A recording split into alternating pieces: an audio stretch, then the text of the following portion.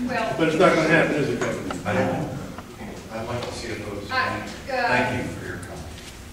I'm not in support of that idea because of the fact that we're not here to retry this case. And, because we don't know what did or did not happen. To me, when we issue the issue of pardons, we've been issuing pardons all day long, for some, not very many, but in every case, the people did commit the crime that they were charged of and served, and many of them, and most of them did serve their time. So it's not an issue of whether or not Jim Morrison, to me, whether he was guilty of the charge or not guilty. That's not what we're here for. The way that, the perspective that I've been taking in the case is that I've been thinking, let's assume that he was guilty as the court did find him guilty.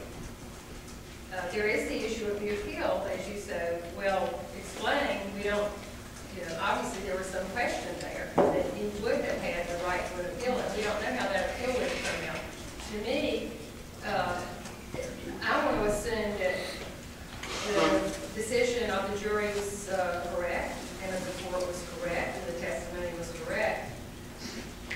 We're sitting now here 40 years later, and here is a person who was an incredible artist, a son of Florida, an amazing student right here at Florida State University, whose body of work has survived and thrived for 40 years. And my vote in support, Governor, of your recommendation has everything to do with 40 years, son of Florida. Yes, he was a drug addict. Yes, he was accused of doing something wrong 40 years ago at a concert.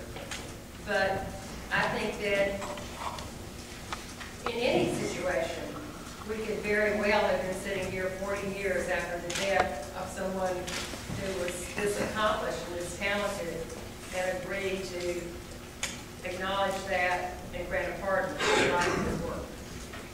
We have today, this very day, forgiven people, pardoned them for other things that have been, that have taken place in their life. And because of the forgiveness in the hearts of these people that I have the privilege to serve with, we have made that statement about Florida today. And so why I am doing this is to make that statement about Florida again. And it's not about the guilt or innocence of the man, and it's not about retrying the case here today. That's not what this is about. As CFO Singh and the Commissioner eloquently stated, we have had an opportunity for about 40 years for this son of Florida, whose body of work has endured and has this blot on his record, if you will, for something that he may or may not have done when he was essentially a kid. Governor, may I make a comment? I just want to put it in perspective from my viewpoint for a minute. I'm disturbed by this because of the record and what this officer's come forward to talk about, but I no doubt will acquiesce with my colleagues in what we're, I presume, about to do in granting when I can read those on the pardon. But what I really think is important here beyond this message, or making sure that we remember a great artist, if that could be the case, this is a celebrity case that is 40 years old. And it's going to get all the attention of the media we've been here now 6 hours. We'll probably be here another 2 or 3 hours, who knows how long, finishing off cases that affect live people. That family was here just before this one in an extraordinary manner.